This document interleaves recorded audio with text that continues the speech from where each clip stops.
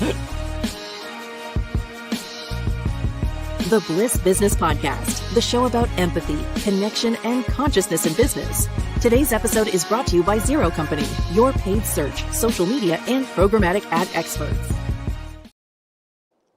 Welcome back to the show, everyone. We're here to explore principles that shape the way we lead and work and build businesses with purpose. I'm Steven Skash, joined by my co-host, Mike Lusky, and our special guest. And today's conversation is one that kind of challenges conventional thinking about leadership and the workplace. Love in the workplace, what does that really mean? And how does it connect to the way we evolve as conscious beings? And at the core of that discussion is the idea that of businesses and leadership structures that aren't just economic engines, but they're living systems. And I know I've mentioned this a few times on the show, and I'm going to love diving into this topic today. But these systems kind of reflect something deeper about our nature, about purpose, about our ability to collaborate, to thrive, and create meaningful impact. Mike, introduce our guest today. All right. Excited to do that, Stephen. It's a great topic. I know that our followers and our listeners are keenly interested in this discussion. So with us today, our guest is David Sloan Wilson. He's a scientist, a biologist, and a distinguished thought leader who's spent decades studying human cooperation, cultural evolution, and dynamics of groups. Now, David is also the co-founder of ProSocial World. It's an organization dedicated to applying science to real-world challenges. On top of that, he's also the author of several books that bridge the worlds of science, business, and social transformation, really intended to help leaders rethink how organizations function more as ecosystems of collaborations of purpose. We're super excited to have you today with us, David. Welcome to the show. Thanks. I've only been newly introduced to your show, and it's awesome. I've loved the podcast that I've heard, and I was introduced to you by Chris Jarvis, who recently did an episode with you. So here's a shout out to Chris. And I might be mentioning him in our own conversation. That'd be great. And for our listeners that haven't really seen that episode, you can go back and see what David's talking about. But yeah, that was a very good discussion. So David, maybe before we just sort of dive in, let's start off with just maybe like a bigger question. When we talk about love in the workplace, what does that actually mean? So I want to introduce the word prosocial right up front, which is anything oriented towards the welfare of others or your group as a whole. And so we can see love as a very strong form of prosociality, in which you become so attached to something that you value it as much or even more than yourself, that you'll do anything for what you love. And so the question, love in the workplace, is whether that kind of intense prosocial emotion and action can actually take place in a workplace where we could love our workplace, love our fellow workers, love what the business does. That's what love in the workplace means. Yeah, excellent. That's well I think so often like leadership is framed in terms of strategy and power or efficiency, but if we step back and we look at business kind of as a living system, what changes in how we approach leadership? Well, if we think of what an organism is, it's a unit that is almost entirely cooperative. All of the organs in an organism work on behalf of the whole. And the more cooperative a business gets, then the more it invites comparison with being a single organism. And sometimes that imagery is used, especially in religious groups. But so an organism and a workplace as an organism is basically a workplace as a highly, highly cooperative unit in which all of the parts are coordinated with each other. And of course, we want all businesses to be cooperative. And I think this kind of gets to the root when we talk about such things as competition and cooperation, and especially the role that competition plays in a business. Then we have to ask these questions at a fundamental level. And that's where my biological training comes in handy. Yeah, and organisms, they have to be healthy, right? Or if one part of them is a little bit off, then it can affect the whole in And there. cancer basically are cells that are, you could call them selfish or cheating cells, where they proliferate at the expense of the economy of the whole body. And so cancer is an example of selfishness taking place within biological organisms. And we have to be vigilant about that kind of disruptive selfishness taking place within organizations. It's one of the great problems, is how do we prevent disruptive forms of self-interest to um, um, take place in the workplace. Yeah, in the past, I've used an example of we were talking about the kelp beds here on the west coast of the U.S. and how we've hunted the sea otters out of kind of existence in there, and then suddenly the starfish population collapsed, and now all we have is all these urchins just eating up the kelp beds, and it's disrupting everything. And these urchins, when they're done doing that, they go into this zombie mode where they just stay and wait. And so we were kind of equating this as business problems, that sometimes if you just aren't addressing them in your organism or your living system business, they're just waiting there to have a problem at some later date to cause you problems. So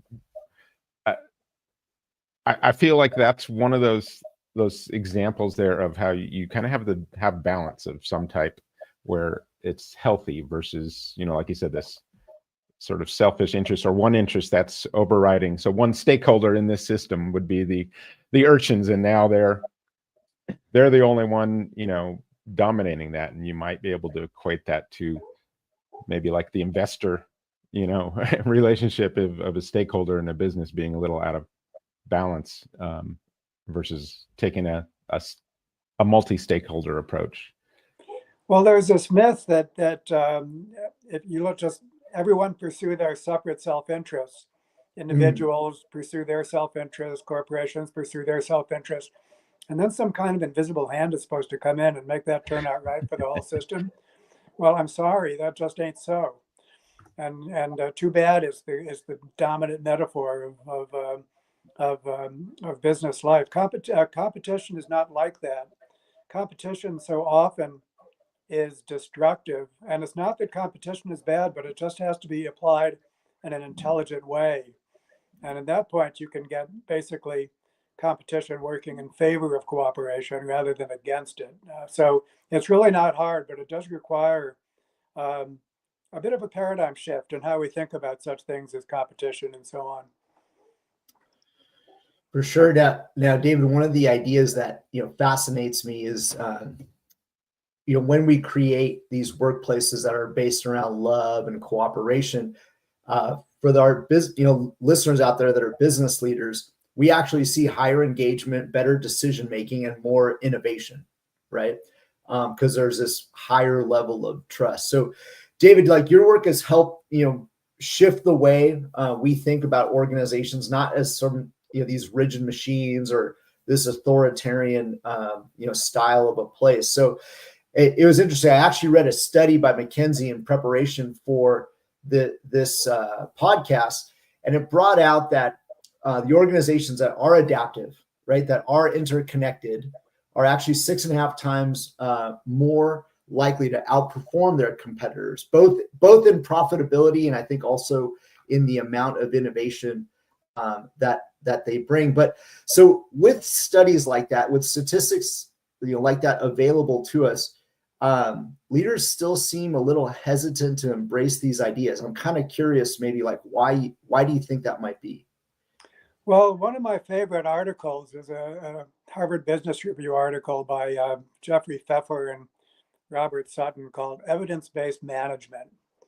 And they begin by talking about evidence-based medicine. And they say, well, you might think that medicine is evidence-based. Of course it is. But actually, no. And studies show that, only about 15% of medical practice is evidence-based. And what doctors really do is they base on experience, what works, what they've been trained to do, especially what they're being sold by vendors. And so medicine needs to be evidence-based. Too bad that it's not more so. And then management even worse. Management even worse. And so much of what takes place in a business is not evidence-based and should be. So if it was evidence-based, then the kind of statistic that you cite, which more or less reveal the benefits of highly cooperative businesses, then it would. But there's so much evidence that shows that that's not the case. And instead, people are guided by their narratives. And the narrative, the dominant narrative of basically greed is good, the shareholder value model, all of that, which basically means that just about everyone you invite on your show is swimming against that wind, swimming against that tide. And so the narrative is guiding expectations, kind of informing what you should be doing. And it's not working, but because it's not evidence-based, people just continue doing it. And then the great companies that you profile appear like some weird outliers, when in fact, I know. it's what everyone should be doing. It's amazing. I was thinking about that yesterday. I'm like, I know so many people, like so many of my friends and stuff, who are just kind of miserable at work and for all these different reasons. And I'm like, and every week I get to invite these really great companies on the show, but it's not like, it's like you said, it's the outliers. These are the outliers, but they are proving you can be successful, highly successful. You can own massive franchises and things like that with this kind of approach. But I do know it's like, it's a little bit of a bubble, or maybe a little bit of a happy place sometimes, but it's like an example. We just want to keep showing examples of how this can be done, because like you said, like there's evidence out there, and it's like, do we just need to keep showing the evidence again and again, or when is the change going to happen where it just takes place with a lot more leaders that this is the way to go? Well, there's evidence out there and there's theory out there. And we need the evidence plus the theory. I'll get to the theory in a minute, but in the absence of theory, what you have is you'll have like thousands of examples that have all converged on the same place from different directions. Every story is different. And when you go and you ask, how did you come by this, wonderful cooperative thing that you do? Every story is different. And typically, every story is unknown by other people, or it might have some small circle of fame. Some small circle of people might know about it, but beyond that small circle, nobody knows about it. And so that's not good enough. What there needs to be is some compelling reason that explains why is it that, or what are the ingredients that enable cooperation to thrive. And that's where a new theory needs to come in. And that's what I think, what evolution and complex systems theory and a lot of newfangled ideas are basically capable of coming in and providing theory to explain the evidence. That's what's needed. That's what I'm quite passionate about. Yeah. So what concepts would you say are kind of at the heart of creating a living business system? Is it like love, compassion, empathy? Is it purpose? Is it a combination of both? What general concepts would you say are key to that? We're going to get to leadership in a minute, but I think the most important thing to notice is the fact that love and prosociality and anything that involves extending yourself to others is vulnerable. It's fragile. It's very likely to be exploited by people who are more self-serving. And so unless you provide a safe and secure, trusting social environment that makes it safe to be loving, safe to be pro-social, then sensible people will just turn it off. And they should. I think one of the great problems is that when we encourage people to be loving and pro-social and empathic and so on, we're really setting them up for failure unless we actually provide the environment that protects them against exploitative behaviors. And so there's kind of rules and regulations that are needed by a group in order to create this safe and secure social environment. And when you provide them, which is exactly what these companies have done, that's what they've done again and again and again, without necessarily, theorizing about it.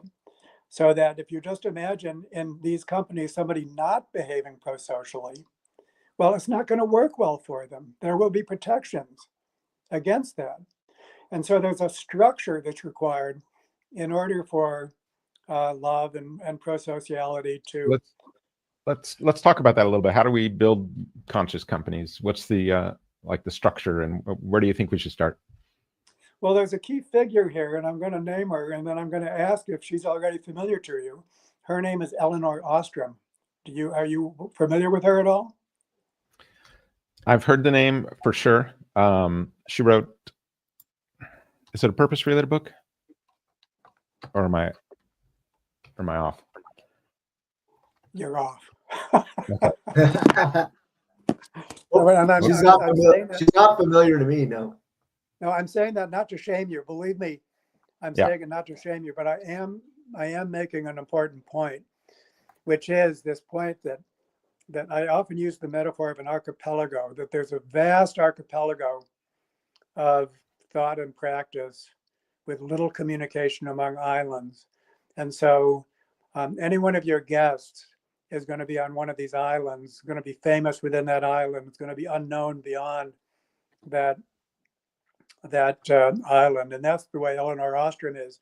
She's famous for some people and unknown to most others. And so I think this is a wonderful illustration of that fact. Now I'll introduce her, because she's the person who actually identified the design feature, what she called core design principles for a loving organization. And so very, very briefly, she was a political scientist, and she studied the tragedy of the commons. That's what happens when a group is drawing upon a common pool resource, like forests or pastures or fisheries or irrigation water. And there's always a temptation to take more than your share.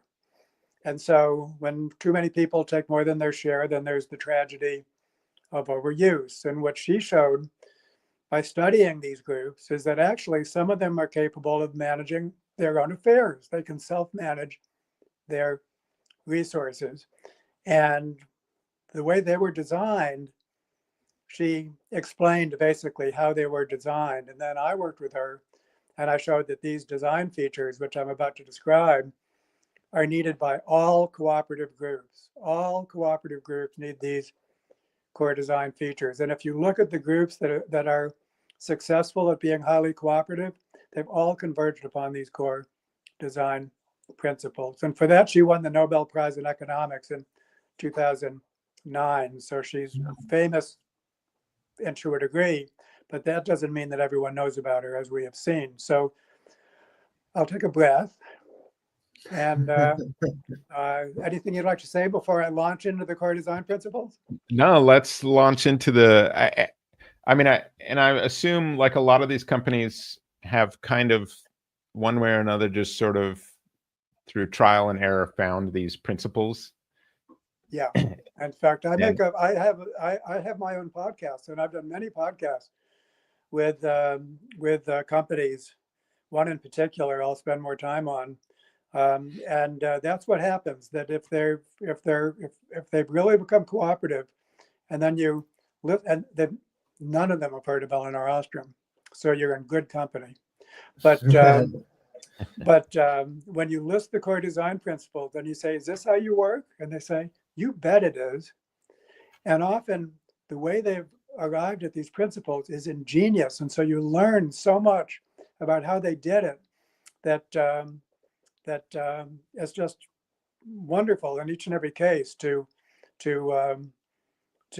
find and explore this great fit. So shall I list the core design principles? Let's get into it. So it just kind of reinforces the truth of what she's saying, is that they've come at it their own ways, and they've all sort of coalesced around these what did you say, 7 concepts? Is that the eight core design principles? And of course, she didn't invent them. She discovered them in this certain kind of group, these common pool resource groups. So she didn't invent them. And so you're exactly right. Basically, the and of course, many groups don't have them, and that's why there's variation. So if you look at any kind of group, including business groups, and you see how well do they perform as groups, they vary. There's a bell-shaped curve, and there's the one end of high performers, another end of total catastrophes, and then most of our groups are muddling along in the middle. So every group can benefit from knowing about these core design principles and can climb that up that distribution. All right, you ready? Yep, let's hit them. Yeah. All right. And when I do this, I often say, first of all, think of a group that you know well. Let it be a workplace group. And I don't care how well it works, well or poorly, just fix it in your mind. And then ask yourself the question, does this group that you know well, how well does it implement these core design principles? And how well does it perform? Number one, a strong sense of identity and purpose. The group has to be well defined as a group. It needs to be a meaningful group. We need to know who's a member. And so this basically defines the group as one which has a strong sense of identity and purpose. You know that you're a member of this group, and you know that it's meaningful.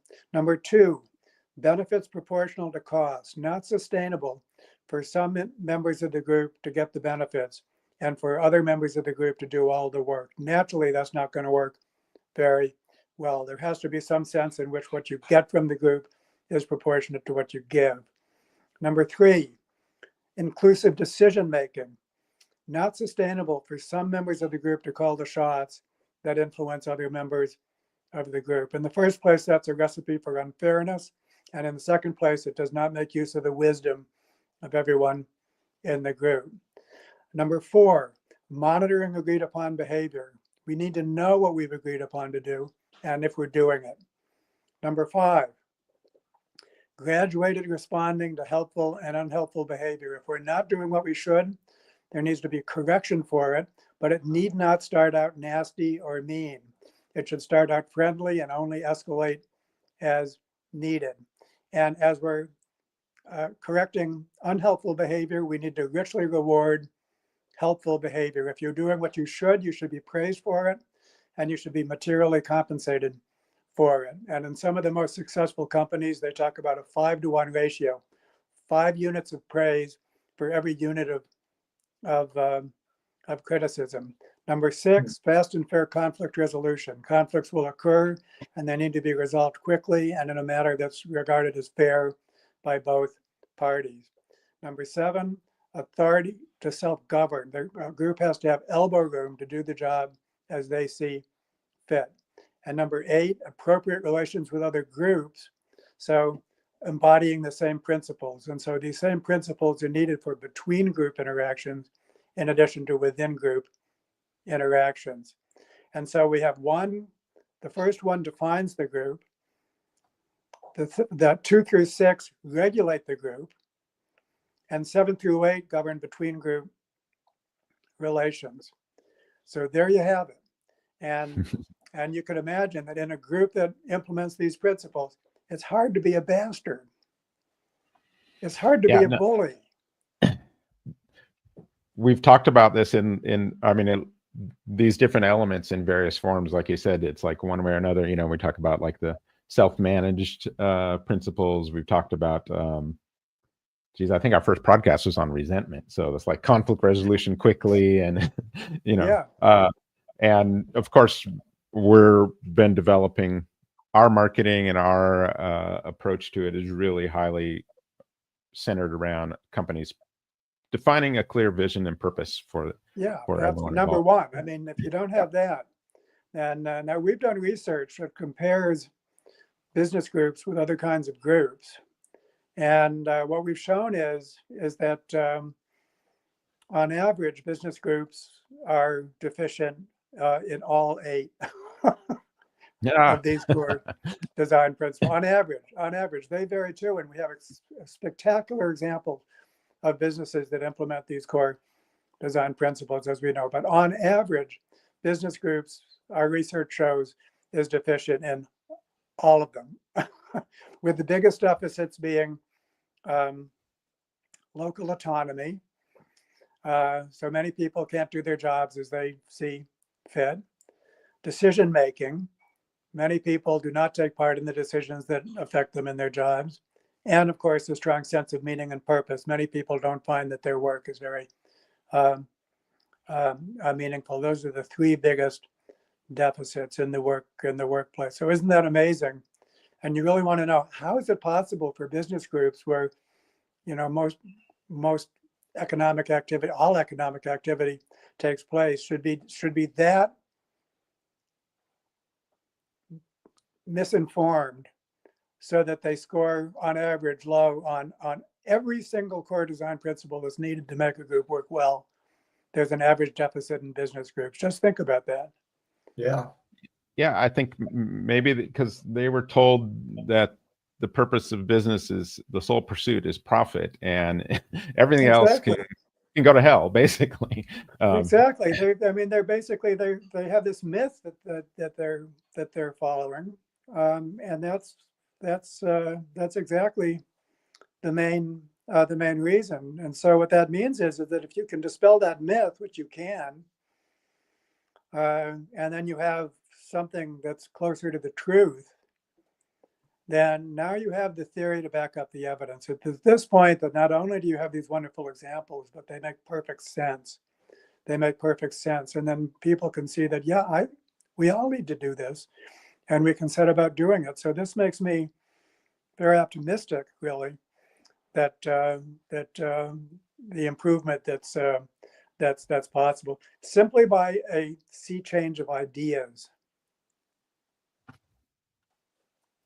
Yeah, so I think, so where we usually end up talking about a lot of times is to get some of these ideas to happen is you kind of have to focus on the leadership, right? So what does it look like when a leader truly embodies, love and compassion and cooperation and service to his employees? What does that look like to have someone that can implement these kind of approaches to business?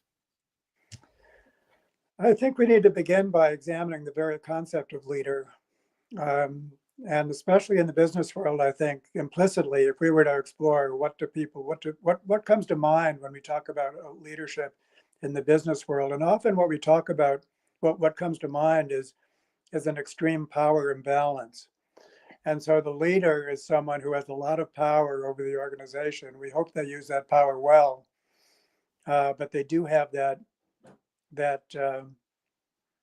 power. And I think that often becomes so behaving well becomes discretionary. And I think that is one of the things that needs to be questioned about leadership, is that there needs to be what you might say bottom-up control in addition to top-down control. And often you do need leadership in terms of just coordinating action. And, there's lots of reasons to have leaders, but that leader has to be very highly accountable.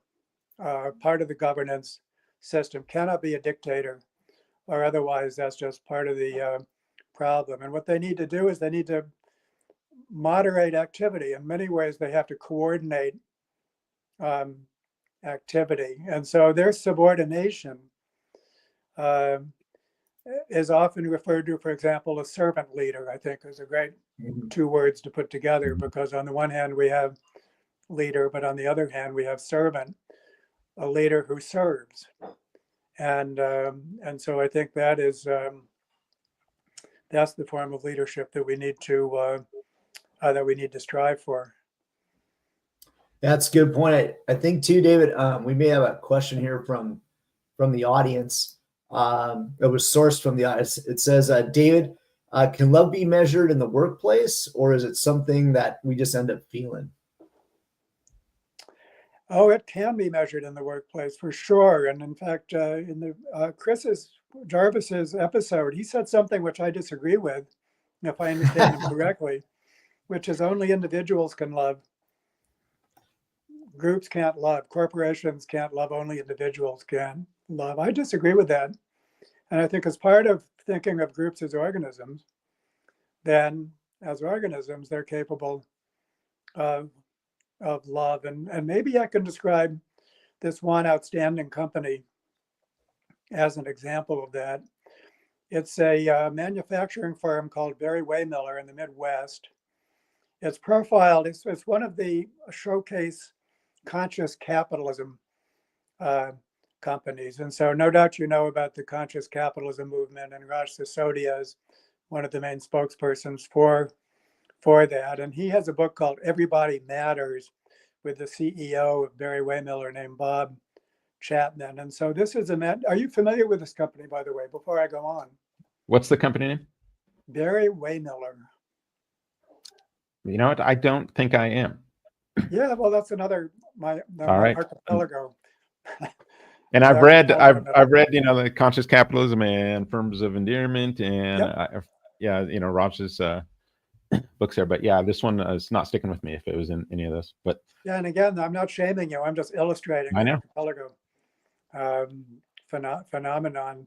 So this is a manufacturing firm that makes stuff. It makes the machines that make toilet paper and cardboard boxes and things like that. So you might say that it does not have a noble purpose, and that by itself would be hard if you worked for a company like this to find much meaning in making a machine that makes toilet paper, for example. But we're about to learn otherwise. And Bob, as he tells the story, had a series of revelations. And so he's a Christian gentleman, and he takes his religion seriously. And he said before his revelations, he was a good guy. He ran a good company, but he still saw his employees as someone who was just, you know, making just in the context of his business. But through these revelations, I wish I had more time to describe them, but he ended up with just a genuinely caring company. And they ended up, I have two podcasts with him and his senior staff. So this, our audience can go to those podcasts to learn the details. But this company treats its employees in the same way that a parent treats his or her children. And in fact, one of his revelations was that he was at a wedding. And so, you know, two people were getting married, and they were the precious childs of their parents. And Bob's revelation was, that's how we should be treating all of our employees. And he created such a loving social environment. I think we can call a social environment loving, including a business environment, when it truly cares for its people. Why wouldn't we call that loving? And the people respond the employees respond by loving the company back. And so you get all the loyalty that you could ever ask for. But what's truly amazing about the story is that having done this for themselves, they have proceeded to acquire over 140 other companies and transform all of that as well. And we're working with them to document that scientific companies around the world. I know who you're talking about now, that you bringing up that story, because I remember him mentioning. I think he was the one who mentioned that, you know, going to church, you go for like 1 hour a week, and he's all, I've got people there. Revelations.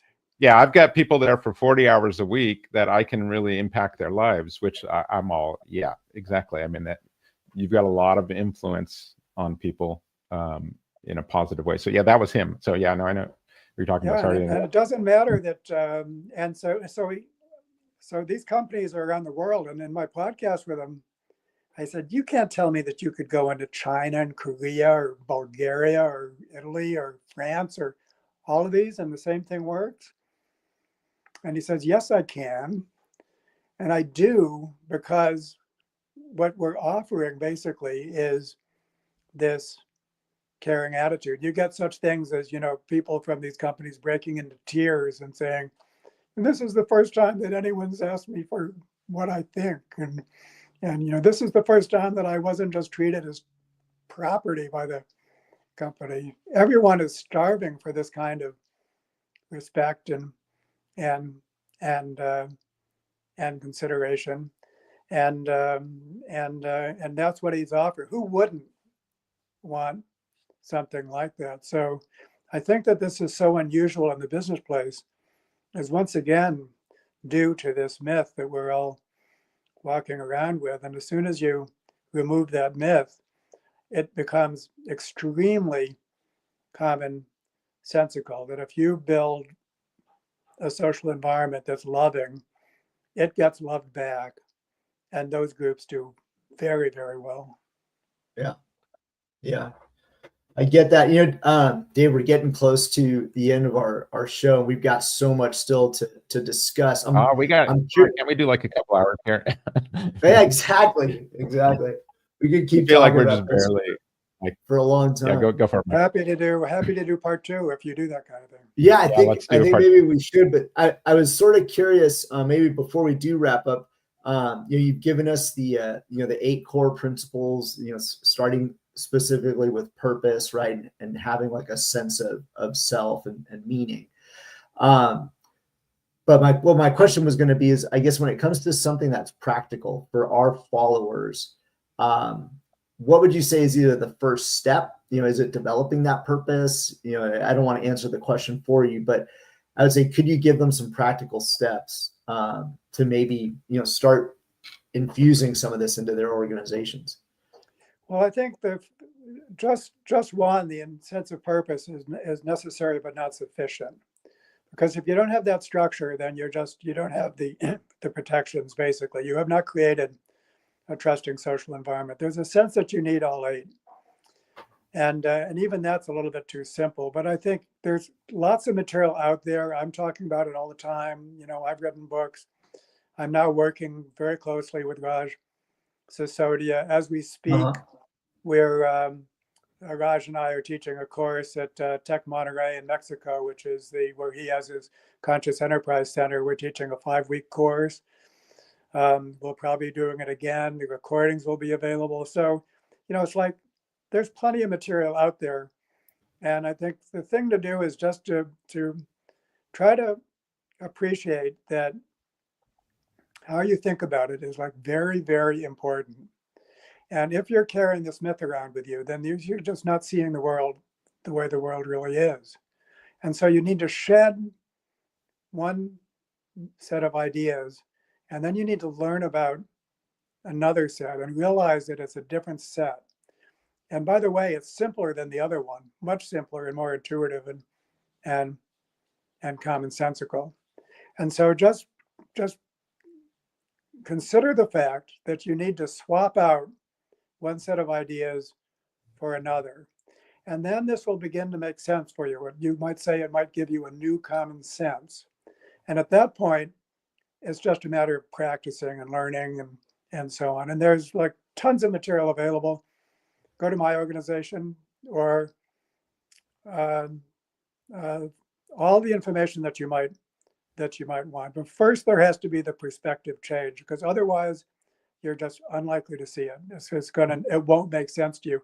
And by the way, Bob Chapman, back to him in our podcast, he says this again and again and again. He says, David, all these business gurus come to my company and they look at what we're doing and they say, Bob, I've never seen anything like it.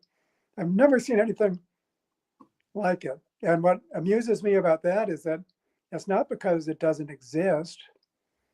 It's all around us. It's in just about every one of your guests, not to speak of Bob Chapman. So if somebody's never seen anything like it, it's because they can't see what's in front of their faces. Mm. That's why you need to swap out these ideas that are blinding you, preventing you from seeing this, and then swap something else back in, and then they'll be in front of your faces. Yeah, that makes sense. Almost like you're talking about, taking off a complete wardrobe and putting on a complete new one, right? It's almost like you need a completely new personality in a way. Yeah, it's possible. I mean, in religion, you talk about being born again. What would that be? but swapping out one set of ideas and swapping in another. So we could think of this, and I'm not trying to get religious on us here, but it almost is like a born again experience. If we think of that as a swap out, and we consider the need for a swap out, then I think we could regard this as a born again. I say that as a scientist. Yeah, no, for sure. It's like a complete transformation, right? It's like, I get it, right? If you have a personality and your personality has you behave in a certain way, and then you just see the world in a certain way. But so you almost have to completely get that out of there before you can put anything new in there. And in order to change what you do on the outside, you have to change some things on the inside. I think that's another point. I mean, it's another way of saying the same thing. And so it's in that sense that we become more loving as individuals, or we're able to express our love in a context where it's seldom expressed. How much time do we have? Because there's one other example I wanted to give, if I could, but do we have time? I say go for it. We're going for it. Yeah, go for it.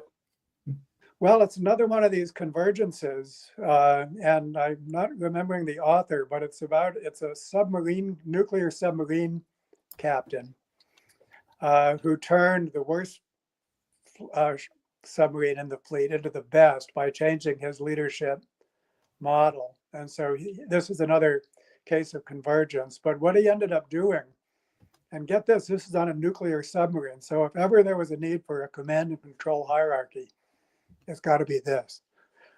But what he created was, he called not a leader-follower model, but a leader-leader model, in which everyone on the ship, from the top to the bottom, of course there was a strict command structure, but at every node of that structure, all the way down to the bottom level, every individual was, in a sense, functioning in leadership capacity within his defined domain.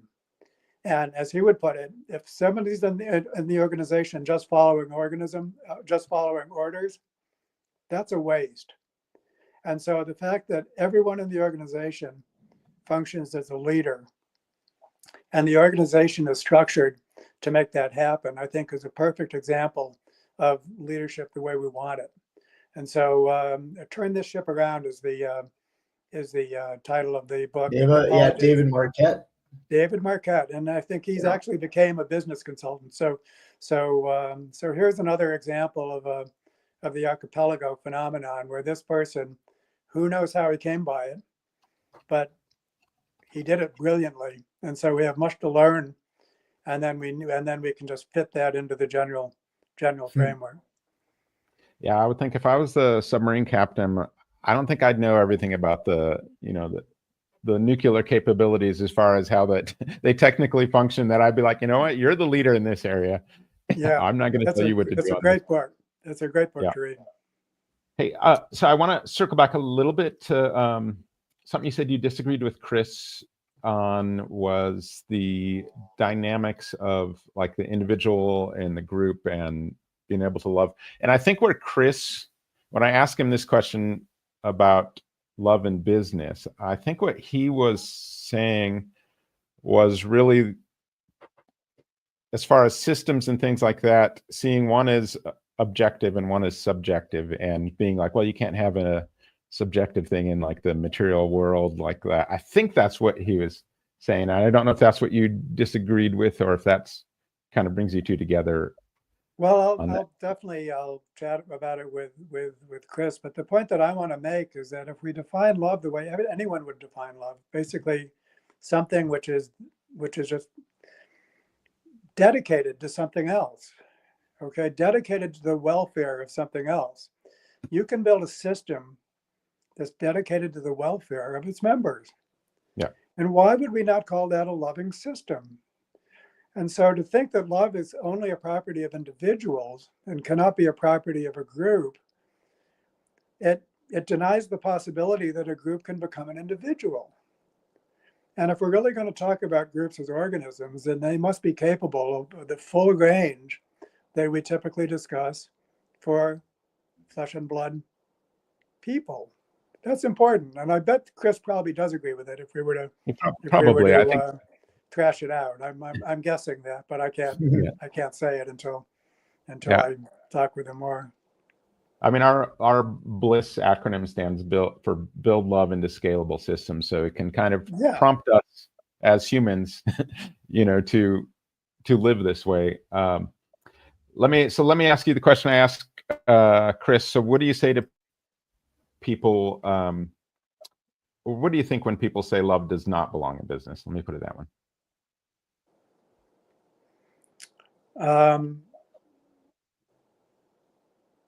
Well, I say you're mistaken. And if you think that way, it's probably because you're blinded by the wrong theory. So that would be my short answer. I beg to differ, and I've got a lot of evidence and a lot of theory behind it. So let's have that contest of ideas, and I think that I would be the winner. All right, that's going to be part 2. That'll be part 2. We'll do that sometime. We'll circle back. Let's see, David, where can people find out more about what you're doing and your podcast, and where should they go to? All they have to do is go to ProSocial.world is the website, and then we have an online magazine called This View of Life, and there's many articles, and all my podcasts are there on This View of Life. David, thank you for joining us today. Like I said, this is awesome. I love this so much. I think I was smiling the whole time, but I usually have to remind myself just do that, but I'm feeling it. Thank you to our listeners too for being part of this conversation. If you're passionate about leading with purpose, building conscious organizations, and driving real change, be sure to subscribe and share this episode, and we will see you next time on the Bliss Business Podcast. Keep up the good work. Thank you, David.